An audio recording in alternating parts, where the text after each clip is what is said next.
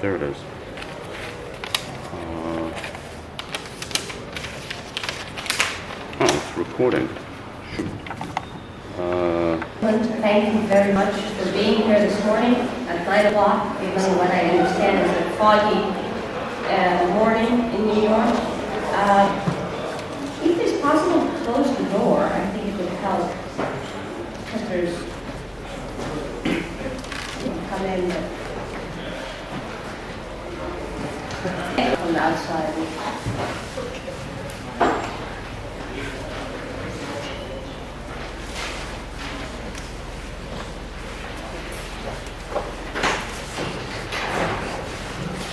Thank you very much. Again, I want to welcome everybody to this panel. My name is Patty Dalai. I teach international trade law and international business transactions at American University, Washington College of Law in Washington, D.C. The title of this panel is The Impact of International Civil Society on the World Bank, IMF, and the WTO.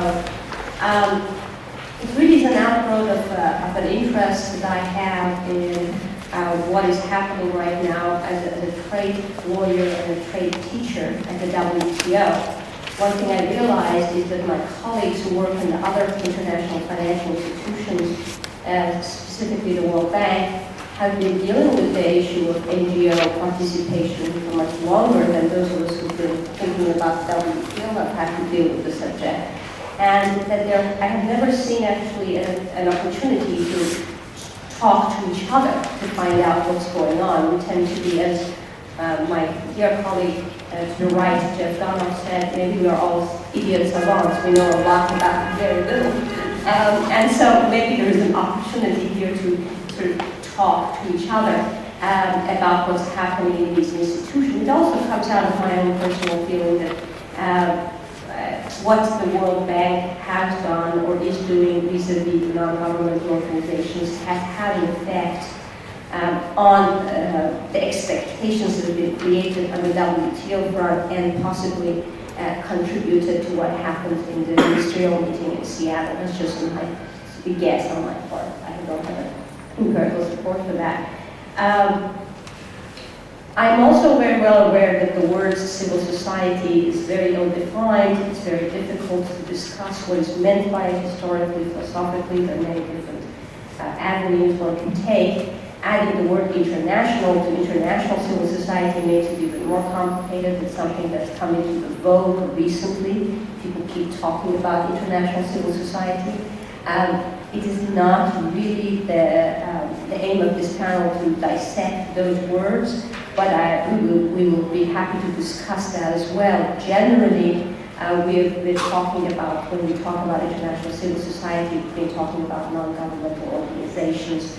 However, I'm very well aware that that isn't necessarily a historical definition of the term civil society. I would like to introduce the panelists, and I want to thank them very much for agreeing to come here today. I'm starting from the far right. Steve Charnowitz practices law at Wilmer, Cutler & Pickering in Washington, D.C. From 1995 to 1999, he was director of the Global Environment and Trade Study, which he helped establish in 1994 at Yale University. From 1991 to 1995, he was the policy director of the U.S. Competitiveness Policy Council in Washington, D.C. From 1987 to 1991, he was a legislative assistant to the Speaker of the House of Representatives. And from 75 to 87, he was an analyst at the U.S. Department of Labor. His responsibilities include worker rights and trade negotiations and conducting evaluation of the human resource development project in Saudi Arabia. Currently, while practicing law full time, Steve is also writing a book on the rise of NGOs in international law. Next to him is Jeff Donoff. Jeff Donoff is Academic Director of Temple's Transnational Law Program and Professor of Law. He specializes in international law, international trade law, international environmental law, international transactions. Before joining Temple faculty, Professor Donoff practiced law in Washington, D.C., where he represented Asian, African, and Latin American governments. Jeff was a visiting professor of public and international affairs at Princeton University in 1999. He's also served as a visiting fellow at the Center for International Studies at Woodrow Wilson School at Princeton and a visiting fellow at the United Nations Asia and Far East Institute in Kyoto, Japan. He is the vice chair of the American Society of International Economic Law Interest Group and associate editor of the Yearbook of International Environmental Law. Our next speaker is Sabine Schlemmer-Schulte, who received her law degrees from Licence de Droit and LLB respectively in France and Germany. She subsequently received a postgraduate degree in European Union law and LLM in European banking and doctorate of law from Germany. Dr. Schlemmer-Schulte is senior counsel and personal assistant of the Vice President and General Counsel of the World Bank. She joined the World Bank General Counsel's office in November 1995, working with the then Senior Vice President and General Counsel Dr. Shihada, until Dr. Shihada's resignation from the position of General Counsel in October 1998. Subsequently, she worked for Acting Vice President Dr. Andres Rigo Sureda until Mr. Koyo Tong was appointed Vice President, and since then she has been working with Mr. Tong. In the World Bank's Office of the General Counsel, Dr. Schlemmer-Schulte is working on a broad range of institutional operational matters, including policy matters. She has been particularly involved in matters concerning the bank's inspection panel and the formulation of the bank's approach to corruption and child labor in its borrowing member countries. Further areas of her work at the bank include developments in international banking, foreign investment, trade and labor law, and more recently an initiative to establish an international commodities intermediary to offer hedging instruments to commodities producers in developing countries, whose products are subject to price volatility on the global market. Dr. Schlemmer-Schulte is also an adjunct professor for European Union law at Washington College of Law at American University. Finally, our last speaker is Professor Daniel Bradlow, a colleague of mine, Professor of Law and Director of the National Legal Studies Program at the Washington College of Law, where he specializes in international economic law. His current scholarship focuses on the international and comparative law of sustainable and equitable development, the international financial institutions, and the legal aspects of debt and financial management.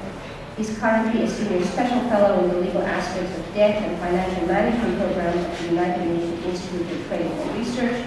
He has been a consultant to this project for 10 years. He also serves as an advisor to the Rethinking Bretton Woods Project and to the Project on Global Financial Architecture. During 1999-2000, he was a consultant to the World Dams Commission, for whom he directed an 11-country study on the international comparative law aspect of large dam projects, and whom he advised on regulatory and compliance issues.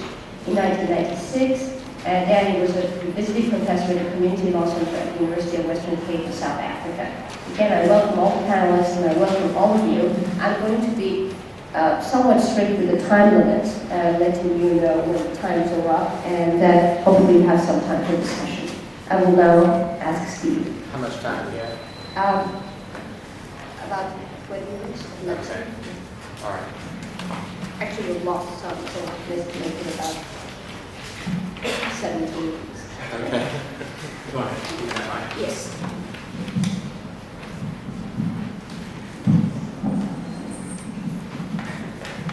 Wire,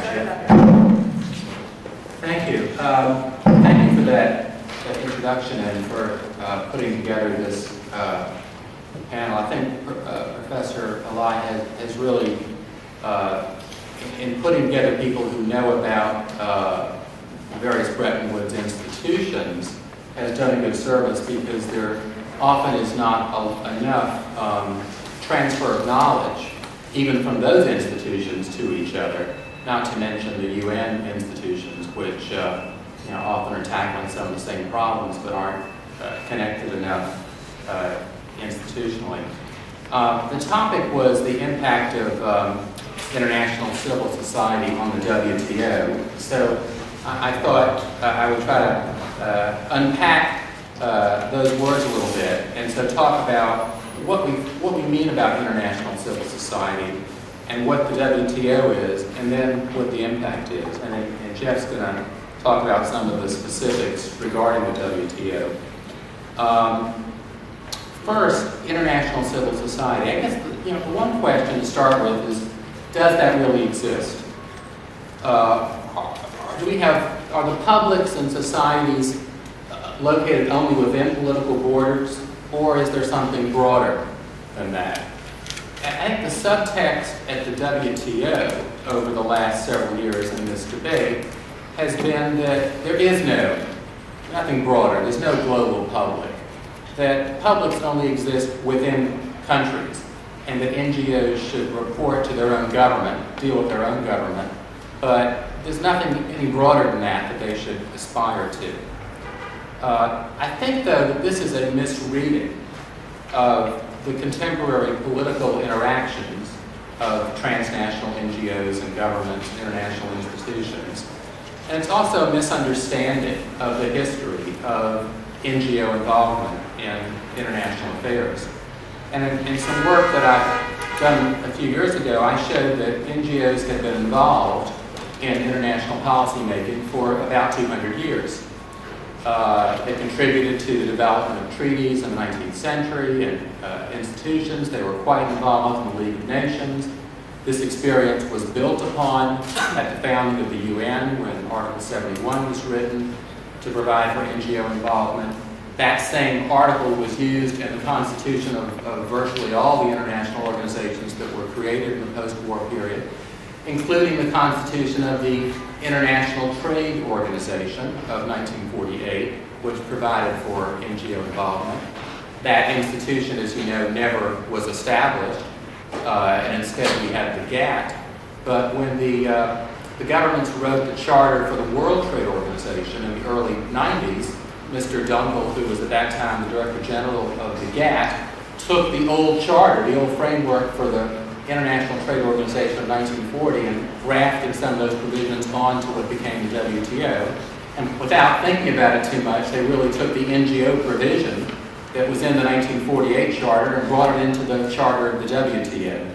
And so we do have today in Article 5.2 of the WTO treaty a provision for NGO involvement, which you can trace back to Article 71 of the UN Charter. So when people at the WTO say today NGOs really are only within a country and should only relate to their own government, they really miss this long history of having NGOs relate directly to international organizations. Now, what's civil society? I guess I would define it to mean the sum total of the actors and the processes that are not exclusively within a single government or market. And here I see really extensive activities.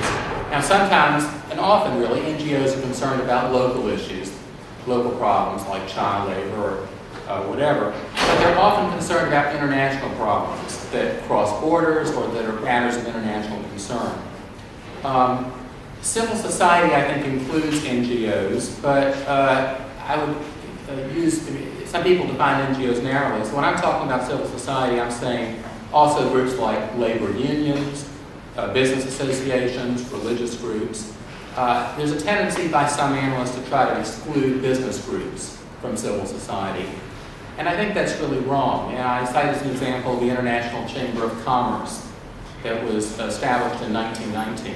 It had a big influence on the League of Nations, worked quite a bit with various League committees, and had a very positive impact on promoting better League policies in a lot of areas. And to say, well, the ICC is not part of civil society, I think really misses something. Similarly, I think you really cannot exclude purely national groups and say they're not part of international civil society. And the best example there really is the International Committee of the Red Cross, going back 140 years. It's a group of Swiss citizens, but it's a part of international civil society.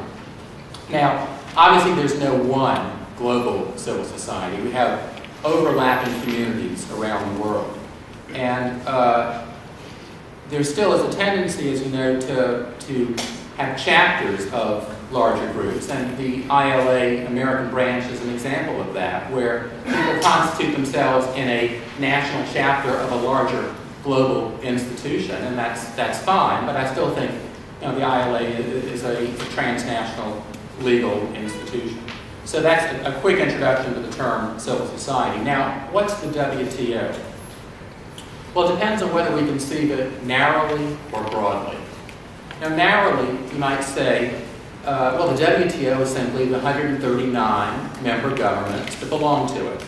Although it says in Article 7 of the WTO that it will have legal personality, all that really means is that for administrative purposes, it can have contracts and bring in housekeepers and that sort of thing.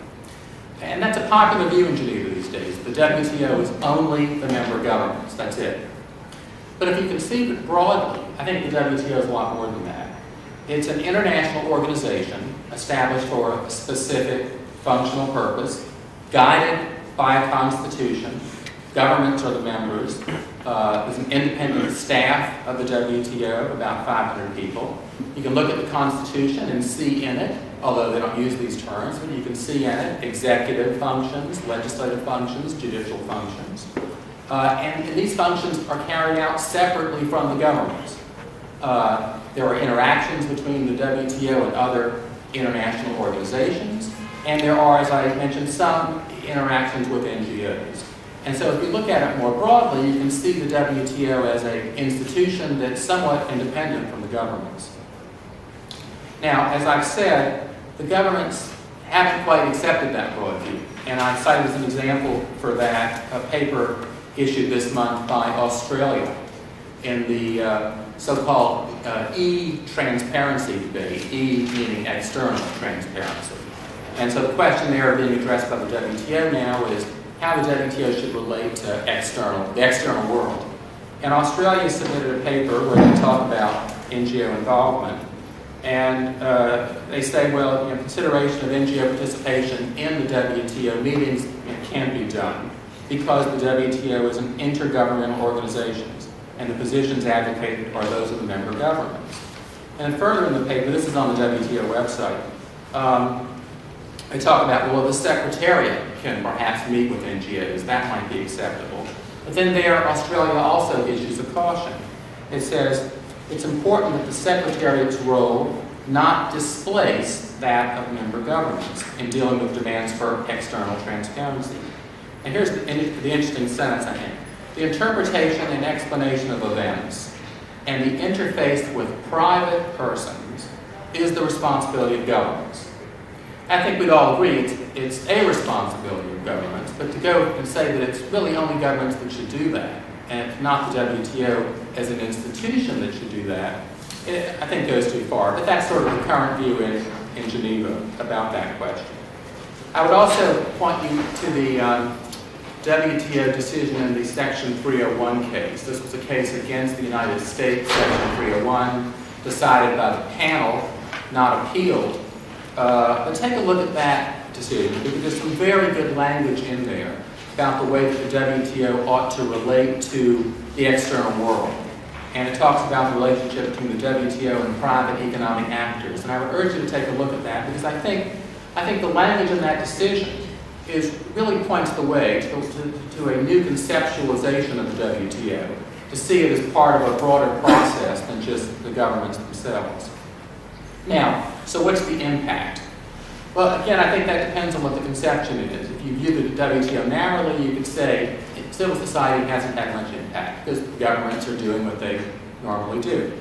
If you view the WTO broadly, as I do, then I think you'd have to say there's been an enormous impact over the past 10 years of civil society on the GAP and also on the WTO. You can look at the WTO agreement itself and see a lot of provisions about transparency and due process that governments are required to follow. These provisions didn't get in there by accident. They were put in there largely by business groups, particularly U.S. business groups, that wrote and drafted those provisions and got them in the treaty. The TRIPS agreement is a good example of something that's in the WTO because of transnational business pressure. The environment work the WTO is doing, not greatly significant, but it's only there because environmental NGOs pushed for it with governments and got the GAP and WTO moving in that direction. Dispute settlement, Jeff's going to talk about that, but there have been some important developments in the dispute settlement regime of the WTO that potentially involve NGOs. They're there because NGOs pushed for it. They didn't wait until someone invited them in. They knocked on the door and pushed themselves in.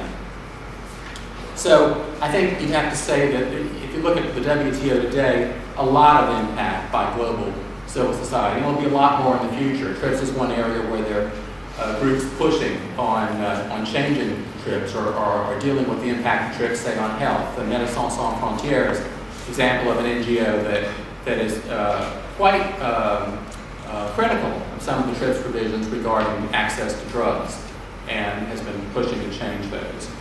Now, where do we go from here? Well, I think the e-transparency debate in the WTO isn't really making a lot of progress. The WTO continues to resist providing real opportunities for NGOs to attend meetings as observers, to speak at meetings, to offer ideas for the agenda, and that sort of thing. But as the debate continues, U.S. government pushes for change, other countries perhaps push for change. I can see in the next 5 years that there will be greater opportunities for NGO participation in some way. And I think one of the questions we'll have to address is how do we make sure the NGO participation is constructive and useful? And there I think we've got to try to insist that NGOs be more analytical in their work rather than just polemical as some of the NGOs have been. And that we try to use knowledge coming up, that you build on local knowledge and NGO networks around the world that see how things are working on the ground, come up with useful ideas, compare policies to what's actually happening in the field, and bring these ideas back to the WTO and feed them into the processes. So I think that's the kind of positive NGO interaction with the WTO that's needed. The danger is that you have more of the polemical NGOs who don't really base their expressions on sometimes on facts, but rather simply on ideas like globalization bad, globalization good, or something like that, and insinuate their ideas and try to insinuate their ideas into the WTO. And I'm all for the interchange of ideas and competition of ideas, so I'm not trying to rule out anyone's idea. But to the extent that we can get a good debate among NGOs on the facts and the science and discussion of values and North-South equity and that sort of thing, it's all the better.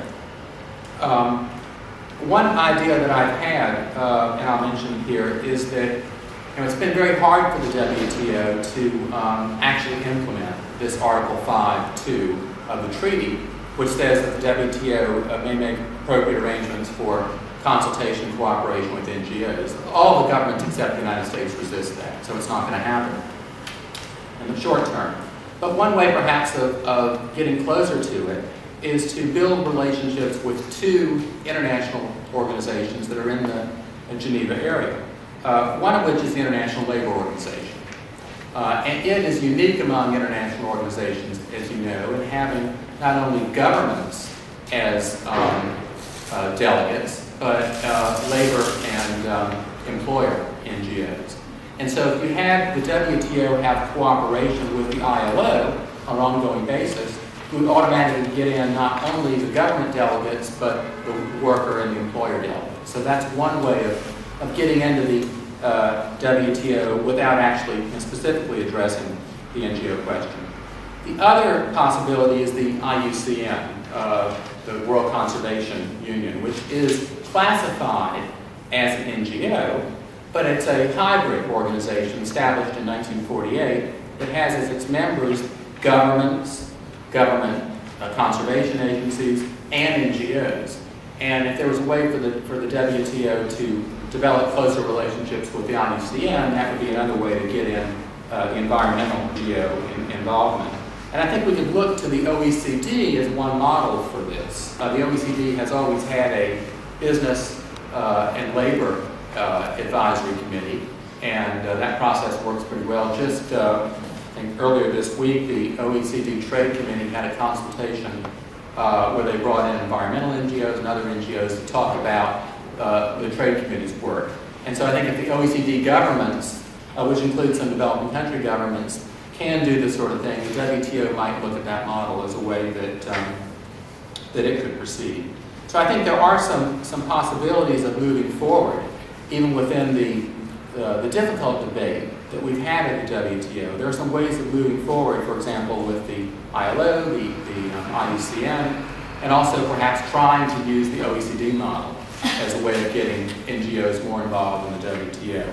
And just finally, I guess the question is, well, why do all this? What's to be gained from it?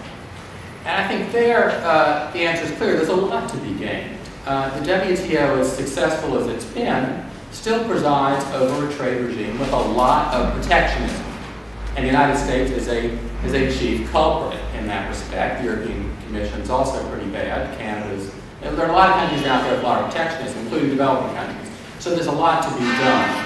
And my view of getting NGOs in is not to try to resist globalization or resist free trade or anything like that, but rather to get NGOs in who will explain the need for trade and who will push the governments, who are the decision makers at the WTO, who will push the governments to liberalize trade more quickly and to do something about these really outrageous trade barriers that keep developing countries poor.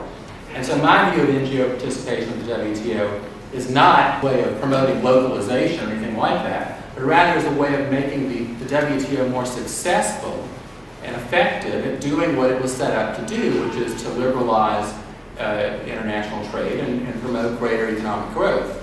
And just final thought there, consumer groups are groups that really ought to be part of the WTO process because consumers are the chief beneficiaries of freer trade. And yet the WTO just shuts out consumer groups. And I think that's a real tragedy. And I'd like to see that change and as a way of strengthening the WTO and making it more effective so that all countries can have greater economic growth, and that will in the end lead to greater social equity and justice. Thank you. I'm going to have all the panelists talk and then we can open up for answering questions. I'm sure there are a lot of people who want to ask questions for each of the panels. Jeff? Thanks. I think Steve gave an excellent overview of the issues, and I think what I'd like to do is try and link our panel's focus on civil society, on issues of inclusion and participation, with the larger conference theme, which is questions of international law and organization as we enter the 21st century. So the question I want to try to address is this: what can a focus on inclusion and participation tell us about the WTO as it enters the new millennium?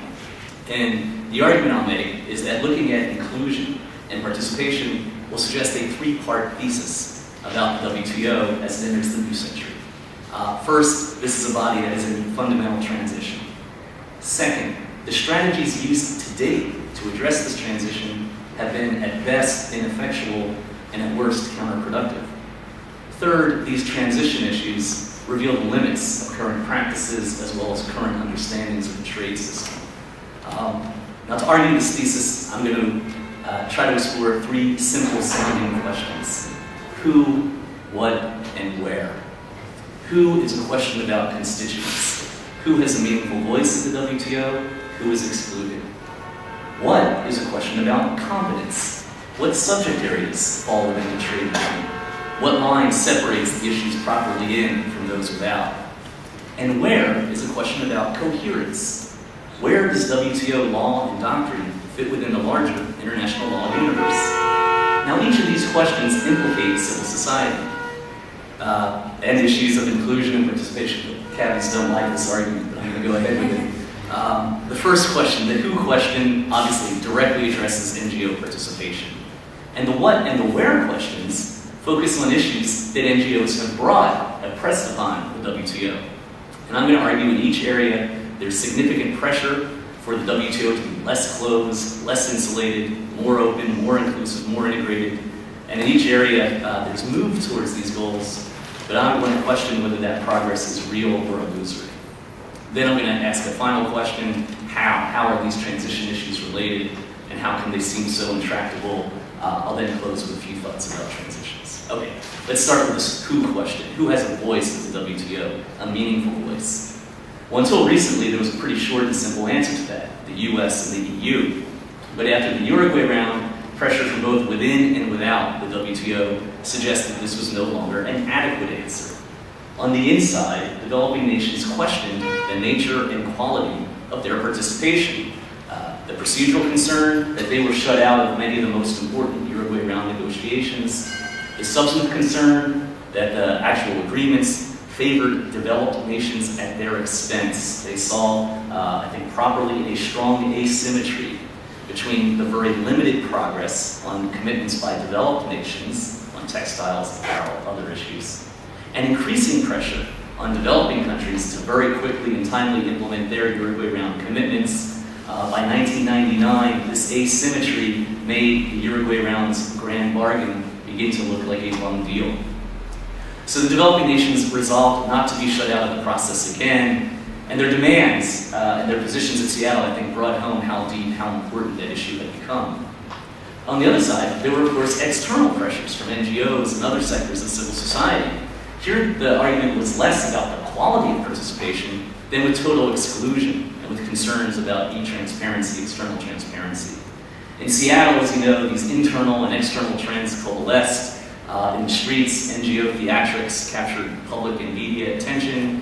In the suites, developing nations rejected U.S. proposals for procedural mechanisms, and the results we saw in the evening news. Now, what's happened since Seattle? There's been a lot of effort to try to improve the quality of developing nation participation. There have been meetings, there have been reports, there have been proposals, but many people ask whether real progress has been made. I think much the same is true on the NGO side.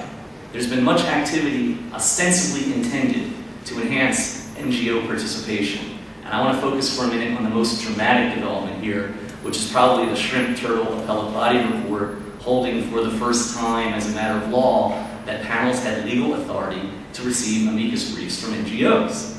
This is widely heralded as an important breakthrough in NGO participation. But is it? Let's look at actual practice, not the doctrine. Okay, in Shrimp Turtle, the panel deemed NGO briefs inadmissible as a matter of law. They then invited the parties to append NGO briefs to their submissions, which the U.S. did.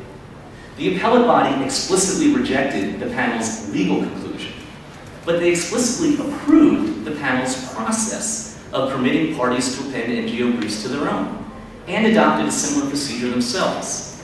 The appellate body then asked the U.S., which of those NGO arguments that you've now appended, which of those do you adopt or agree with? And then the appellate body focused solely on those arguments that the U.S. had already presented. What's happened since that case? In British Steel, both the panel and appellate body refused to accept amicus briefs with minimal explanation. More recently, in the asbestos case, 5 NGOs submitted briefs. The EU incorporated by reference 2 of these briefs, which the panel considered. But the other 3 NGO briefs were rejected, again with minimal analysis. So on the doctrinal front, we have an apparent advance. But paradoxically, the practice is actually a step backwards for those who urge greater NGO involvement. In practice, NGO submissions are considered only when adopted by a party.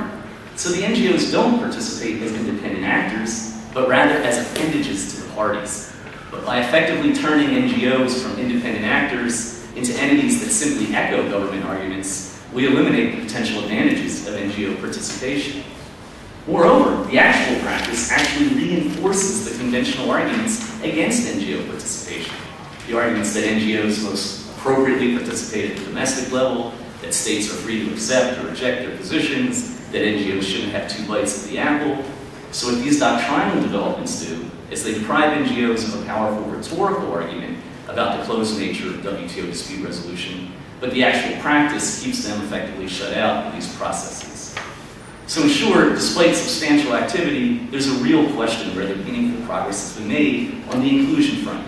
Do we, in practice, have only the illusion of inclusion? Let's turn from the who to the what question very quickly. What issue areas are properly in the trade regime? Environment, labor, competition. What topics are or should be properly considered in other fora? Now, there's substantial debate over whether certain social issues, like environment, labor, should be in the WTO. NGOs have been central to this debate, and in a few minutes, I want to suggest why those debates are unlikely to reach closure anytime soon. The salient point here is that NGOs have put the issues on the table, and absent some consensus on these issues, negotiations on a new round are unlikely to make significant progress. There's a third important transitional question. Where does WTO law fit within the broader international law universe? This is that question about coherence. And again, NGOs are at the forefront of the debate. GATT panels, as you know, tended to ignore public international law. trade seemed to be a self-contained regime. This sparked fierce criticism from civil society, and more recently, WTO panels are much more likely to invoke non-WTO law. Again, I want to suggest this is an apparent move toward inclusion, but that appearances may be deceiving. Again, I think shrimp turtle is a good example. The appellate body looked at several international environmental agreements in interpreting Article 20. This was unprecedented. NGOs heralded this development as it, again, moved towards inclusion. But here's the question. When WTO looks towards non-WTO law, will they look at all non-WTO law or just parts of non-WTO law? So why did the appellate body in Shrimp Turtle not examine whether complainants had any duties under international environmental law toward endangered sea turtles? Why did it not directly address whether the U.S. embargo was either required or authorized by international environmental law, even though the issue was squarely presented in an amicus brief? So the question again is, will this incorporation of non-WTO law be a selective incorporation? And more pointedly, the question is whether future panels will rely on non-WTO law only where to do so will not impede the goals of liberalization and market access, but fail to do so where non-WTO law impedes these objectives. Okay, so in the who, the what, the where issues, there's tremendous pressure from civil society to be more inclusive, more open, more integrated. In response, there's been a great deal of activity, but in each case, the progress may be more apparent than real. And what do these questions show us? Well, they show us the tremendous pressures the WTO is under as it enters the new century. So let's ask one final question. How are these three issues related? How can they seem so difficult? I want to suggest three reasons, three ways in which they're related. First, these issues aren't only central to the WTO, but they raise fundamental questions about the international legal order. What do I mean? Let's turn back to the what question. What issues are properly within the WTO? NGOs have been central in pushing this to the core of the trade agenda. Now, on one level, the NGOs have raised a question about WTO competence. But on a deeper level, they've raised a profound challenge to current conventional ways of looking at public international law. We usually view, and some of us are guilty of teaching, international law as consisting of a series of discrete substantive fields: trade, human rights, environment. They seem to exist as autonomous and independent areas, each subject to their own practices, norms, and institutions. But that way of organizing the field, of conceiving the field, is historically contingent. Today, trade is a highly visible part of international law. But in the 1960s, leading casebooks considered trade to be outside the mainstream. In the 1970s, the French Society of International Law sponsored a famous debate about whether international trade law was part of international law or a separate and autonomous discipline. So I want to suggest there's nothing necessary or natural about our current way of dividing up the doctrinal domain of international law, that NGOs are really pushing that issue front and center. I think the other questions also raise similar foundational issues about international law. So one way these three issues are related is they raise these types of issues about the international order as a whole. There's a second way these three issues are related, and that is that each reveals and I think undermines a fundamental myth about the trade system.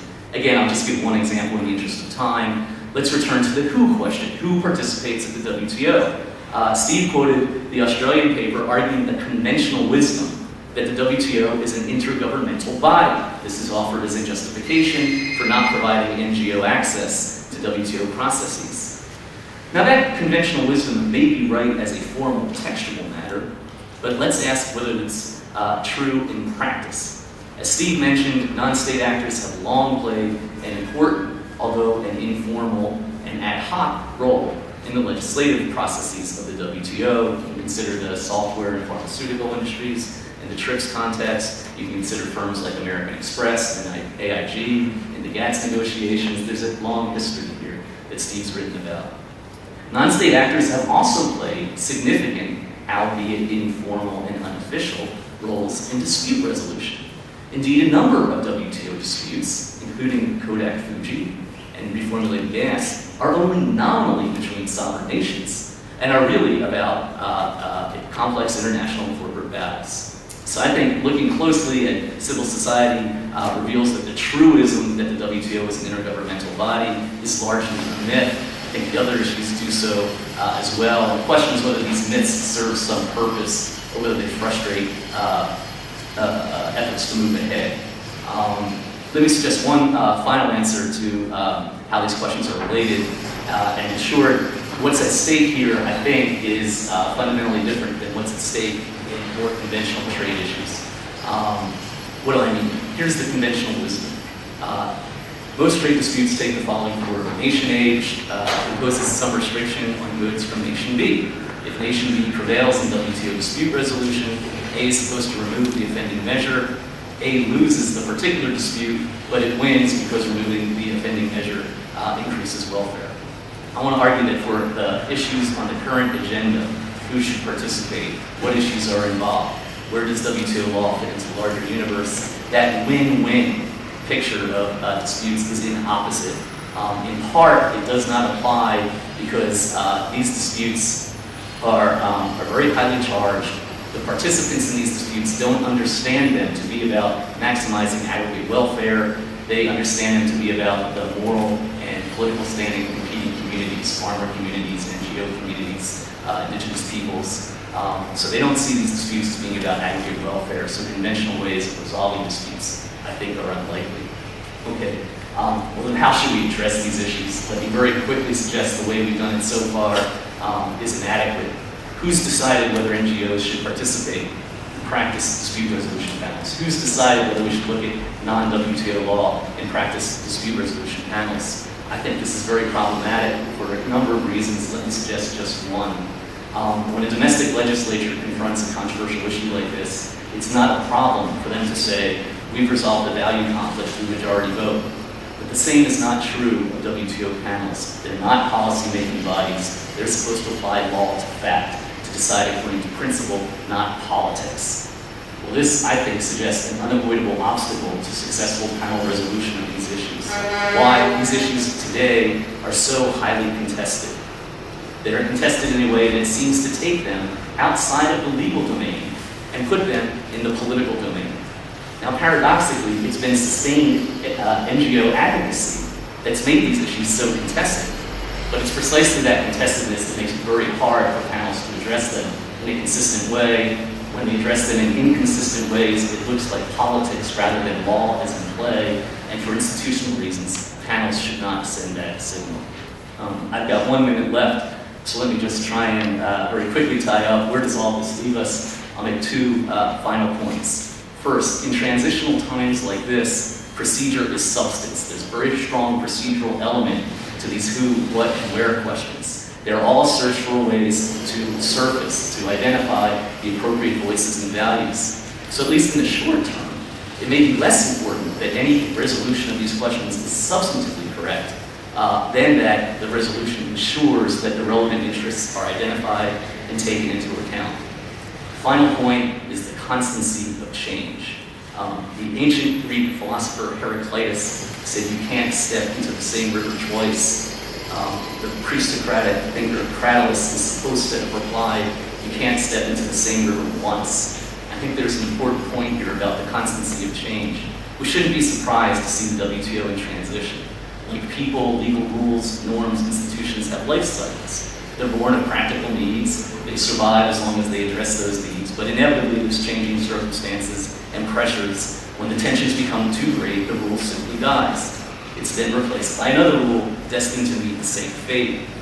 So it may well come to be that we'll see the WTO, as well as the other international bodies we'll discuss this weekend, to be in a time of transition is more a norm than an aberration and more an opportunity than a crisis.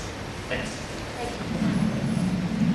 I would like to invite the people who would like to come up front. There's some chairs up front that you can sit at if you would like to. There's more noise up front probably than in the back, but I'm going to now turn to Sabina.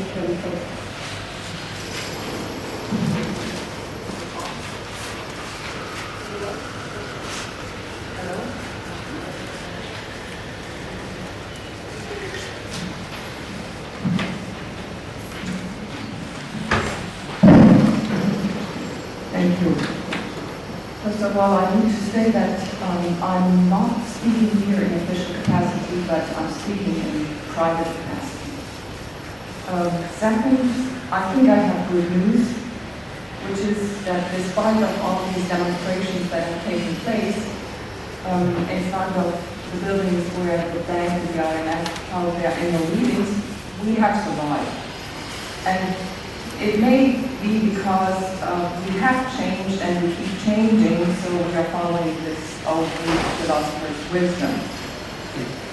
What I will be saying will be essentially very dry, because I thought I would do 4 things. I would, number 1, give you the legal framework for relationships between civil society and the World Bank.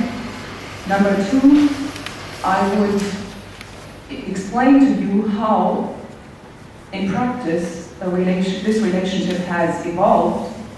Number 3, I'll give my personal assessment of this relationship. And number 4, I put some suggestions for future developments before you.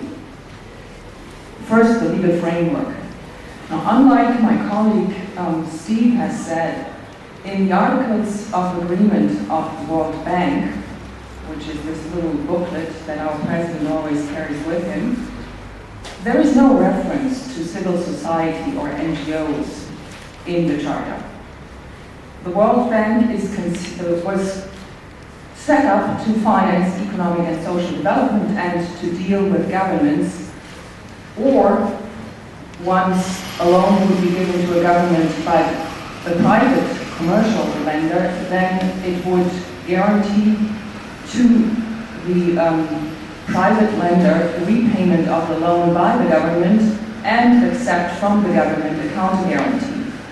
So these are the 2 contractual partners of the bank, governments or the private sector. There is another clause in the Articles of Agreement that allows the bank to cooperate with other public international organizations. No reference to civil society or NGOs. In terms of checks and balances and supervision within the bank, again, it's conceived to be a process of supervision from top to bottom. The highest organ, Board of Governors, supervises the Board of Executive Directors, and the Executive Directors supervise management. No mentioning of any outsiders, civil society or NGOs again. Despite of this black picture, in practice, over the years, there has evolved a very lively interaction between civil society and the World Bank. And of course, that could only happen by using some legal skills to make sure that the overall framework, as it has been set up in the Bretton Woods agreements, would essentially not be violated. The relationship between civil society and the World Bank has developed on 3 levels, 2 of which I find most important. There's always been a sort of general dialogue. Communications started out from the outside with various levels of management and executive directors inside, and that's fairly uninstitutionalized and keeps going like that. More important, I find the institutionalized ways of interaction between the bank and civil society. They exist, number 1, in terms of participation in operational work of the bank, and number 2, in involvement in assurance of accountability of the bank. How does it really look like? Participation in operational work started in the 80s when it was made mandatory, according to bank policies that were put into bank loan agreements as an obligation on the borrower, that affected people in the developing country where the bank would finance the project would be consulted regarding the project's design and also the project's implementation. Also local NGOs. There is now out a huge body of policies providing for such participation regarding projects that the World Bank finances. The second type of participation exists with respect to the formulation or change of existing policies or new policies. And the practice that has developed is that when management starts thinking of changing policies or formulating new ones, that drafts are put on the web and that comments from the community outside are solicited by the bank. Third, there is participation also of civil society in the area of adjustment lending, not with respect to individual projects, but as sort of a global review of our structural adjustment strategies.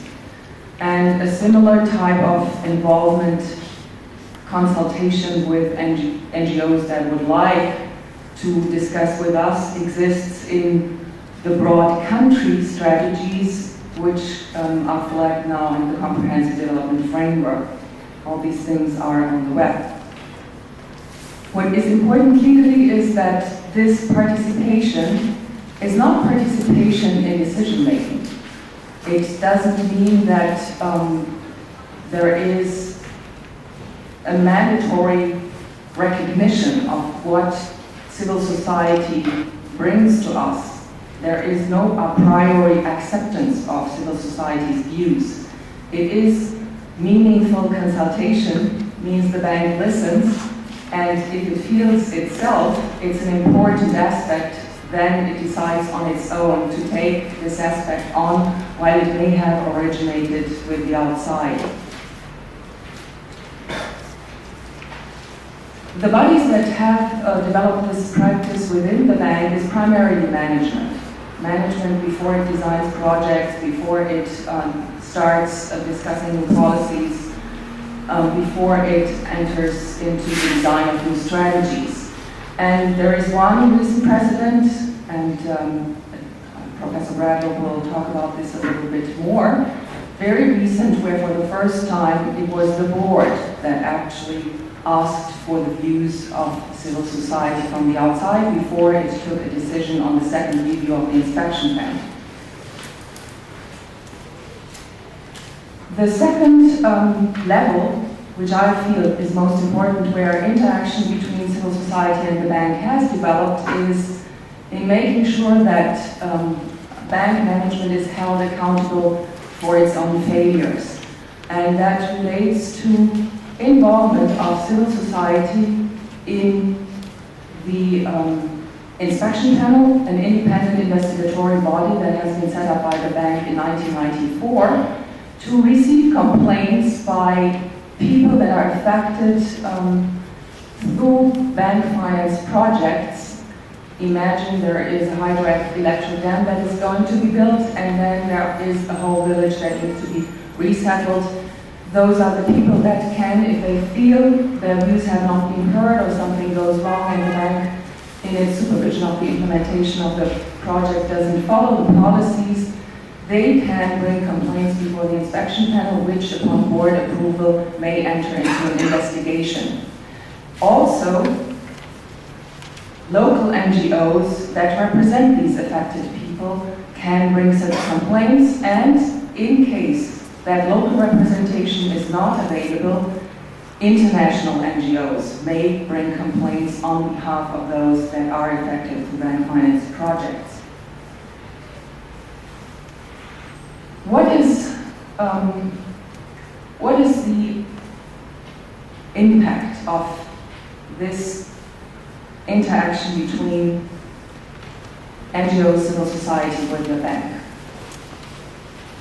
Quantitatively, it's easy to assess. There are about more than 50 operations that are approved each fiscal year where NGOs in some capacity participate. There are in the structural adjustment review over 500 NGOs that discuss with the bank these structural adjustment strategies. There are more than 100 NGOs that keep exchanging views with the bank when new policies are designed. But that, of course, doesn't give the full picture.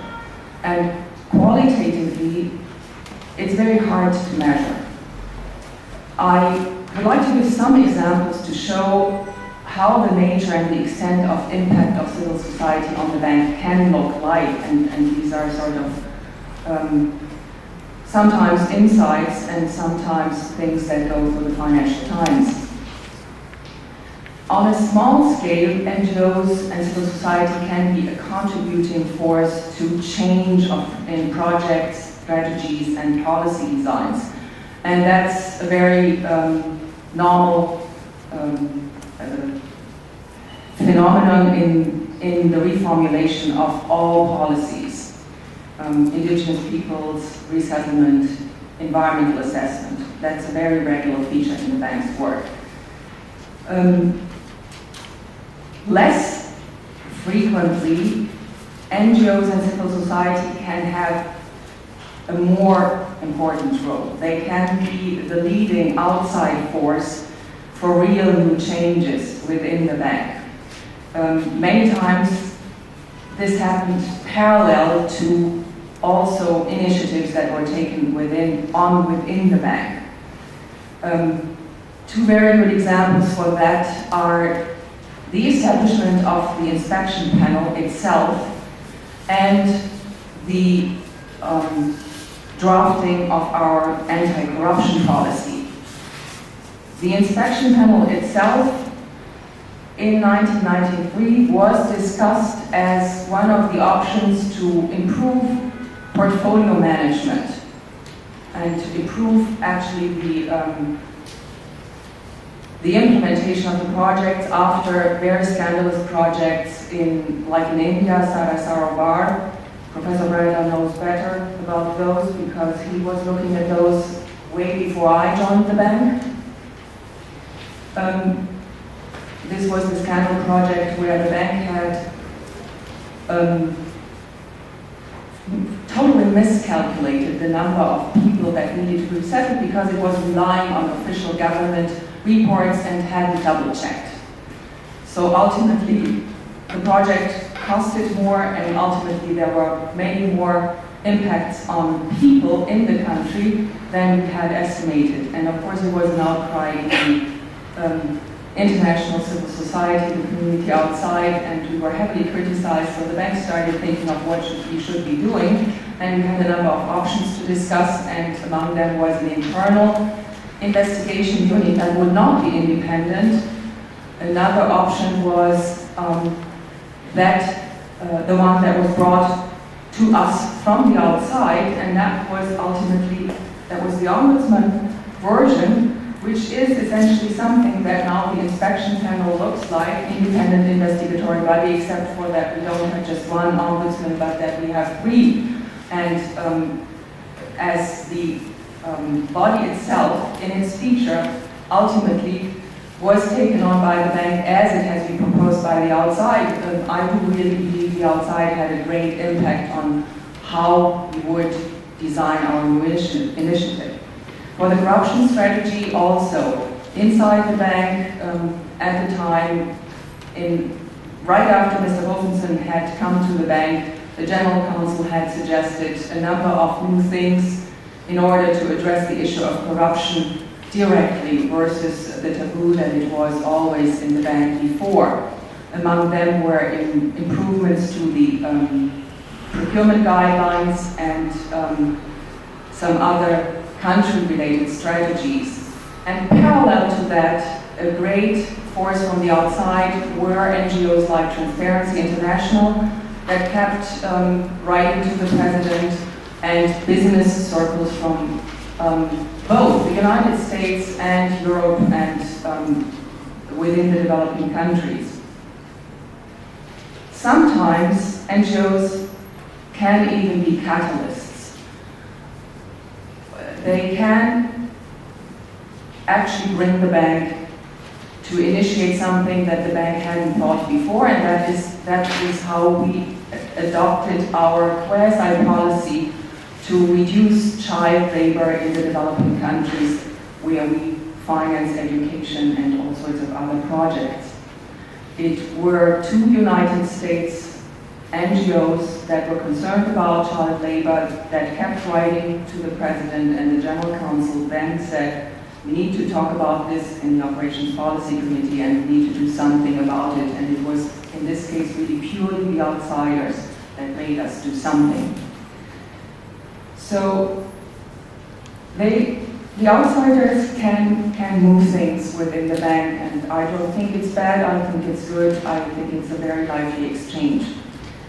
For the future, what I would suggest is that any new changes that in the framework in which the bank talks to NGOs and vice versa are designed, I would suggest that they be legally sound. That means if there is no amendment of the Articles of Agreement, there shouldn't be a role for direct participation in decision making. It should be kept as it is, or one should say very frankly and courageous, we need an amendment for that. Second, I agree with one of my other colleagues on the right-hand side, or actually two. I think procedure matters. I think institutionalized frameworks for interaction work best, because then destructive discussions can be avoided. I also believe that before expanding the civil society's role in the bank's context, we need to analyze civil society better. As my colleague Paul Sass on the Committee for Accountability of International Organizations has said, before we give any further role to civil society, we must analyze them, we must understand them better, we must categorize them. And in practice, what we often hear is that labor unions tell us, why do you talk to some strange NGO around the corner that believes it is the spokesperson for whoever out there in the jungle, and you don't talk to us while we have internally democratically elected representatives. And also, if a government official in the Board of Governors or an executive director, again a government official from a democratic country, is frustrated because the bank has all this whole NGO unit out there to speak to each and everyone in the outside, the civil society community, and the executive director says, why is my voice, why does it mean so little? I come from a country where I'm democratically elected. That's an argument that has to be understood. So I suggest we need to analyze civil society better to keep some measurements in expanding further exchanges. Then ultimately, what I would not be happy about is if, and that's a thing that's often been called for, if people keep requesting for further democratization of international organizations. I find this is the wrong term, because an international organization, unlike a state, doesn't really have a territory. We don't have people that we sort of can govern. We have a limited purposes. And I would suggest that in all our discussions further expanding the role of NGOs in our framework, we don't talk about democratization, but we talk about transparency, and we're talking about improving accountability and checks and balances in the organization. Thank you.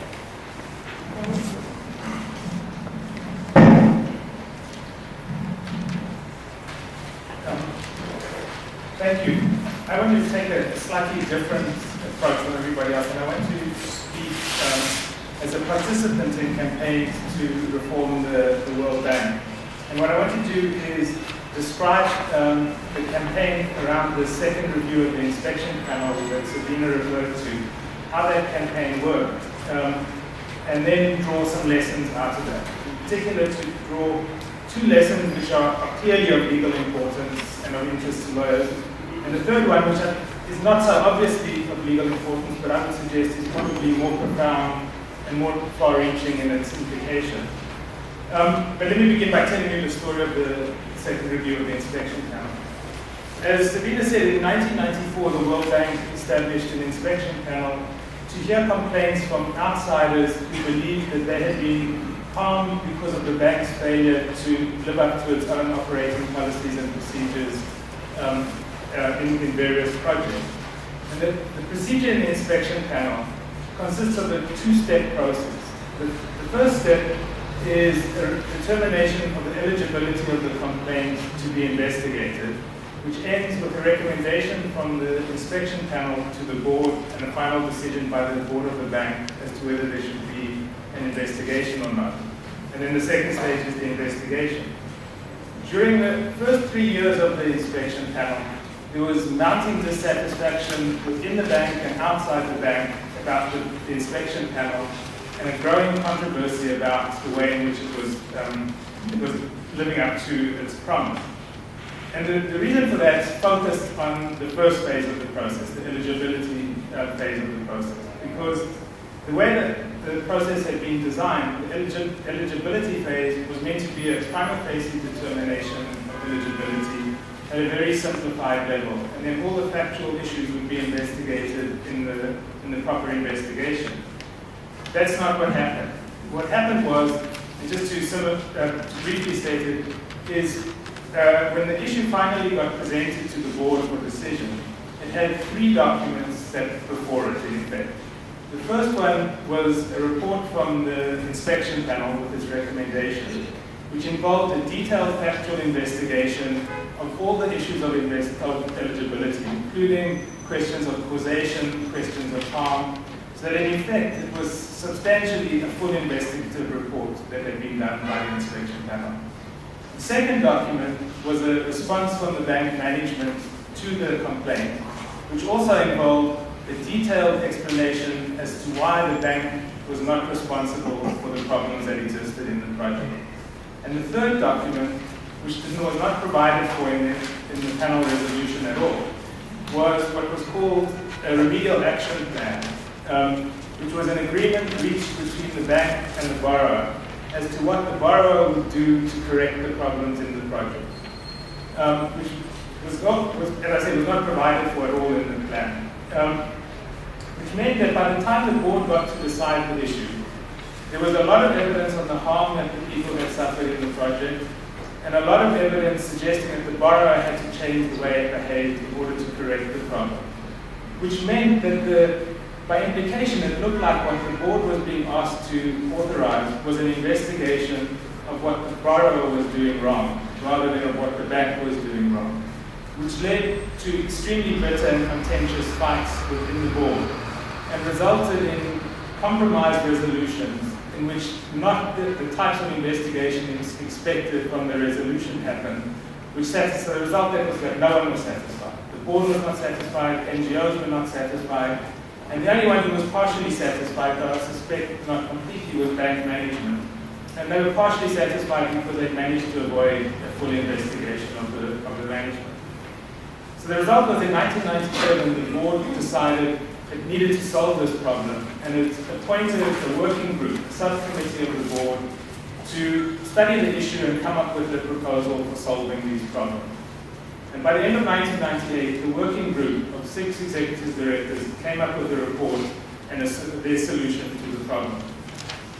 And a meeting was scheduled of the board for late December to discuss the report and presumably to adopt the people agreed the findings of the report. Unfortunately for the working group, the report was leaked and ended up in the hands of some NGOs in Washington as well as in the press.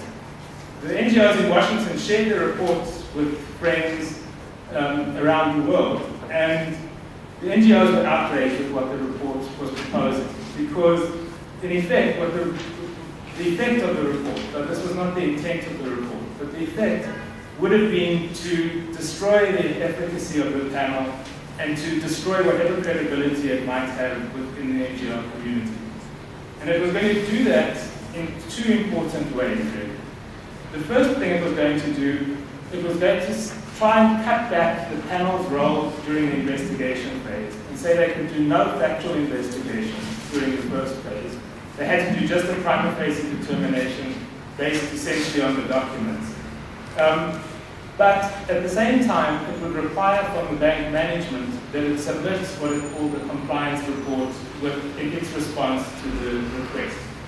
Which meant in the compliance report, the bank would be stating its version of the facts and what it was going to do to bring itself back into compliance with bank standards.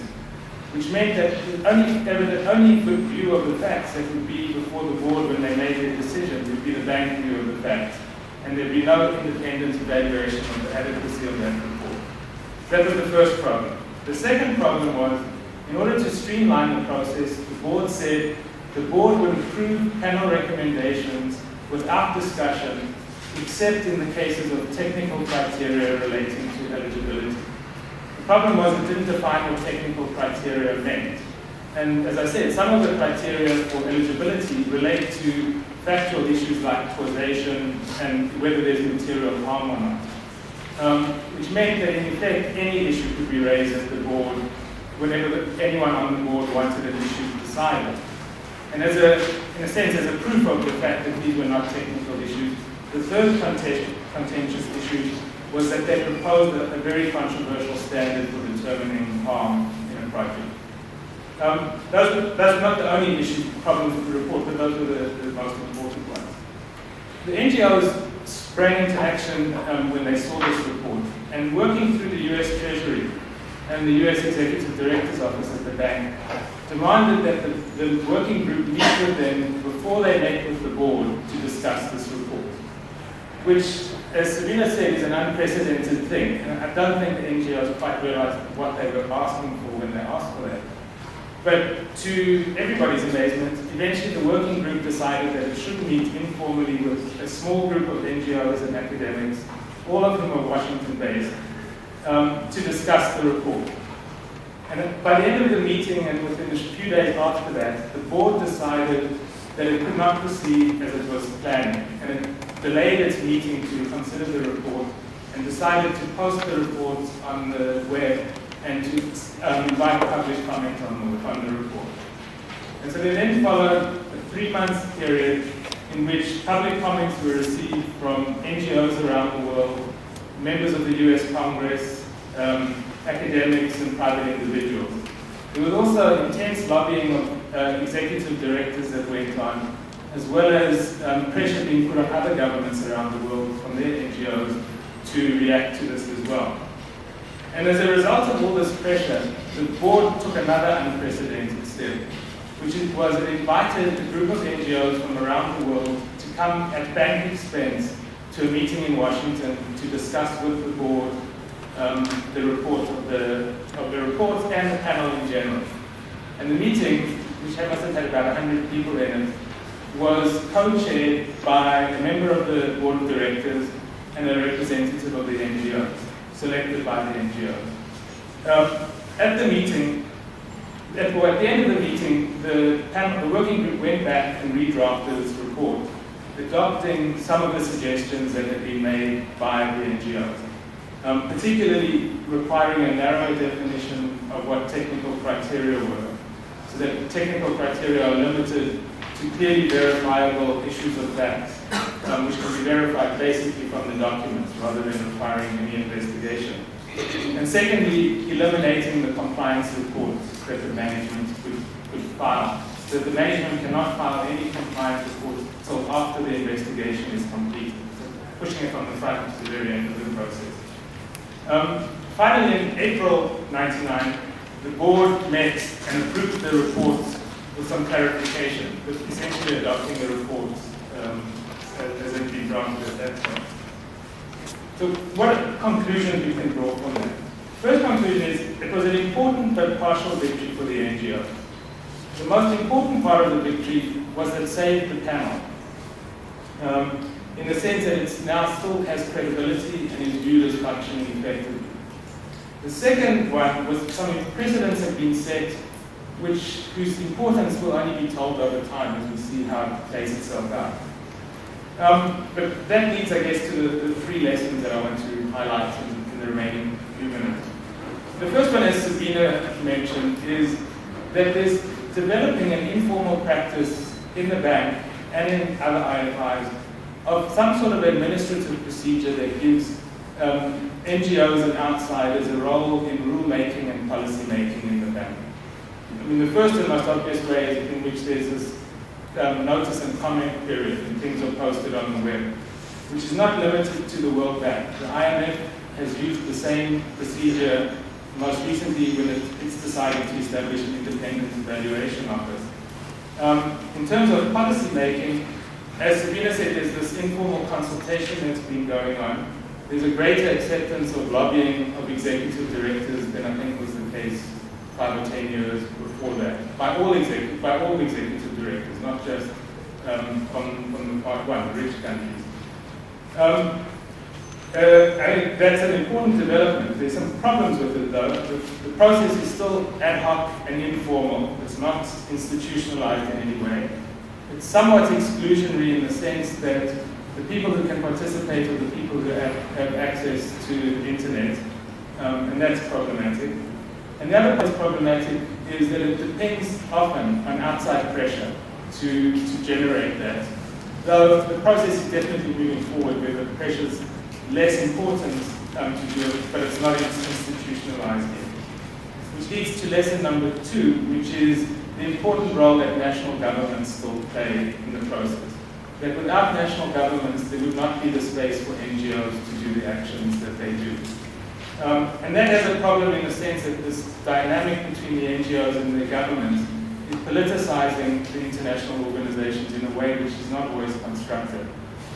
The third lesson is a more complicated one, and hopefully in 2 minutes I can at least put it on the table, is that it's intriguing to think that developing countries and NGOs, primarily northern NGOs for these purposes, who both claim that they're fighting to create a world and reform the international system to make it more sensitive to problems of development and of poverty, are in such conflict with each other. And that the allies that the northern NGOs find are in the G7 countries, who are the major powers and the major beneficiaries of the system that they both claim that they want to change. And it's interesting to ask why that's the case. And I would suggest there are 2 reasons. The first one is, in a sense, the G7 countries exercise power, an enormous power, without responsibility in the IMF and the World Bank. And in this sense, they're different from the WTO. And they exercise power without responsibility because they can make decisions and compel policy changes in those institutions that have no direct impact on their own citizens. And even more than that, they do it on the most controversial issues, both at home and abroad, relating to environmental and social aspects of change. And I think part of the reason they can do that is it's a good way for them to show, for governments to show that they care about those issues and they're trying to do something about those issues without having to adequately address those questions at home. Which suggests that in some sense this is a symptom of problems in governance in the richest countries in the world. The second lesson is that the developing countries and the NGOs are protagonists in a much more profound fight as to what we mean by development and how we view development. And to simplify a bit, the developing countries in a sense are the representatives of a traditional view of development, which sees development as being primarily a question of economic growth. And it sees development projects as discrete, well-defined events in which it's possible to separate out the economic aspects of those activities from the social, political, and environmental questions, and to treat those latter category as being aspects of the prerogative of the sovereign, and as issues in which the outside world should at least enter with great caution. Developing countries, NGOs on the other hand, have a different view of development. And for them, development is an integrated process in which the economic, social, political, cultural, environmental aspects are all so closely integrated that it's not possible to treat them in separation from each other.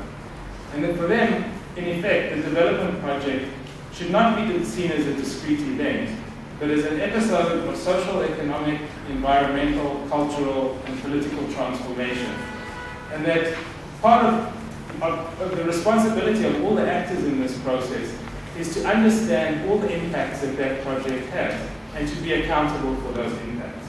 And one of the implications of that is, in a sense, there's nothing left that's discreetly there for the sovereign. Everything is now the responsibility of every participant in that process. And that has quite profound implications, I think, in the long run for the way international organizations operate, as well as for the way businesses operate.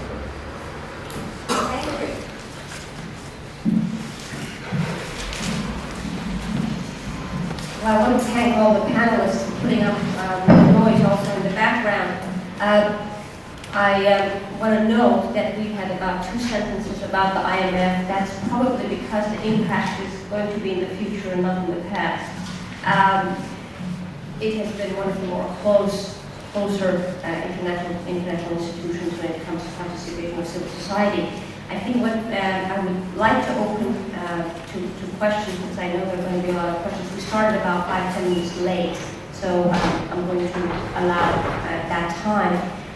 It's become very clear that NGOs have been participating 200 years to the present, as Steve mentioned, and I would say that their participation is becoming more institutionalized. The problem that I have personally is, who are these NGOs? And what exactly, the fact that, for example, Transparency International participates. Transparency International was formed by someone who worked with the World Bank for 20 plus years and was intimately familiar with the workings of the World Bank. It seems a little bit doubtful whether anybody else other than him would have been able to have that kind of an impact in that kind of an institution. So there's some questions about that. And also, it's interesting to me when we talk about the panel said impact of international civil society, but we really are talking about, this is sort of raising deeper questions. Jeff said about international legal order generally, about the definition of development generally. Sort of my response when people ask me about Seattle, it really was not about the World Trade Organization, but about transition and about globalization and how we're dealing with globalization. So let me just open it up for comments from the audience and from the panel. Yes? Cynthia Dickinson, first thank you for putting on such an excellent panel. I think all 4 of you referred to an issue, which is, if civil society is made up of pressure groups, whether business or NGOs, do those groups have a democratic deficit? You raised it specifically when you said the unions complain to the World Bank. At least our officials are democratically elected. Well, that depends, of course, on the labor law of a particular jurisdiction. But is this not an issue? If these groups are having such an impact, who leads? How do the leaders of these groups get where they are? Are they really representative? And this leads to the question of what do we say are the sources of international law? When we speak about changes in the law to be applied by panels. Traditional international law says there are 2 sources, treaties or customary international law. And there are immense numbers of books written on the formation of customary international law. Is the international environmental law that the NGOs are arguing with that WTO panel should take into effect? What is the source of that international environmental law? Would you please repeat the question?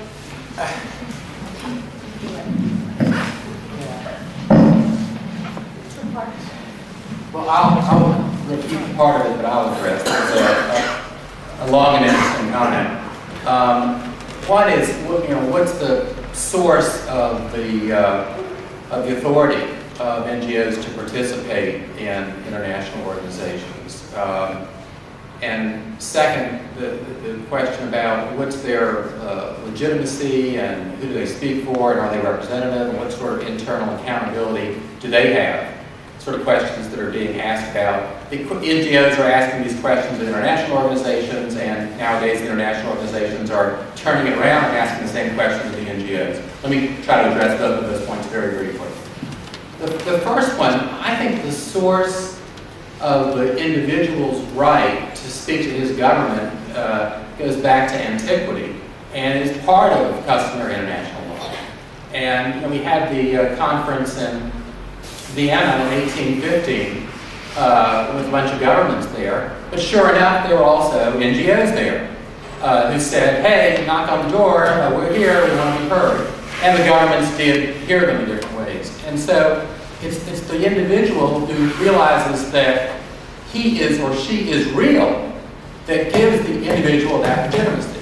And Dan was talking about leaving the sovereigns out. I mean, who after all are these sovereigns? They don't really exist, but the individuals do exist. And so I think that's the source. The second question about legitimacy and all that, representation, yeah, there's a good book by Mike Edwards at the Ford Foundation on this point I would urge you all to look at. And I think the NGOs are going to have to look more introspectively about their internal processes. But I think that whole argument's overdone. The reason why NGOs ought to be able to participate is not because democracy is imperfect and that NGOs represent people that elected officials don't. We all know from our current election that democracy is perfect. But that's not the reason. The reason why NGOs should participate is because they have ideas that governments ought to consider. It's not that they're more representative than governments, it's just that governments ought to be able to listen to those ideas at the international level in the same way that governments listen to those ideas at the national level.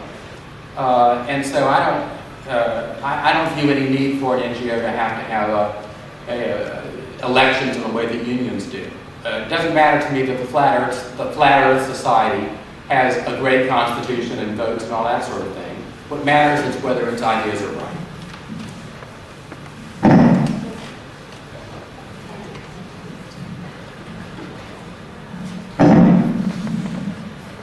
I think from the perspective of the World Bank, we have felt that under our Articles of Agreements, there is no problem in involving NGOs as far as they are not really participating in the decision making, but in far as they just give their views. That increases, hopefully, the success of the projects that we finance. We have also thought that, and that I think has even taken place right after the World Bank was established and before the real movement of NGOs started, we thought there is this general principle of law that in all countries all over the world, people can petition. They can bring petitions to governments, to public institutions, and in a sense, the World Bank is nothing else than a public institution, although it's operating in the international sphere. But we are very concerned about the disruptions that come from this destructive discussion, and that is a development that's very recent. And we've actually started on embarking on designing a so-called handbook for NGOs, and this is an exercise we've undertaken for years to sort of recommend to our governments that we finance, actually also implicitly thinking that the Part 1 countries where we don't finance have such type of a structure too, to have a framework for NGOs that concerns their legal entity, are they registered, are there processes for registering them, in which framework do their internal discussions take place, how do they elect representatives or appoint them, and also specifically where do their finances come from. Are these finances audited? Is there potential for them being subject to bribes and then coming to us and essentially not with clean hands but with dirty hands? This is an ongoing effort, and we haven't yet brought this to the board, but I would hope that at some point we get there. A lot of the points have been made. I would say, I think there are deficits with NGOs, but with some NGOs. Because I think in many countries around the world, NGOs are very weak and are under serious attack. And to demand too much from them is just unfair and unrealistic at this point. On the other hand, I think the power of DC-based, at least if you talk about the World Bank and the IMF, the power of DC-based and northern country NGOs is troubling. It sometimes has been used to great positive benefit, but it's not safe to assume that will always be the case. And I think in Seattle we saw some evidence of how street action and who participates in that street action is not necessarily always so constructive. On the question of the sources of international law, or of the law for NGOs, I'd say we have to change the framework that we use for analyzing international organizations is anachronistic. Because the assumption is that international organizations only really interact with states, and that whatever happens to people happens mediated through the state. In fact, when we talk about increasing numbers of international organizations, I mean, the bank and the fund are the most dramatic examples of this.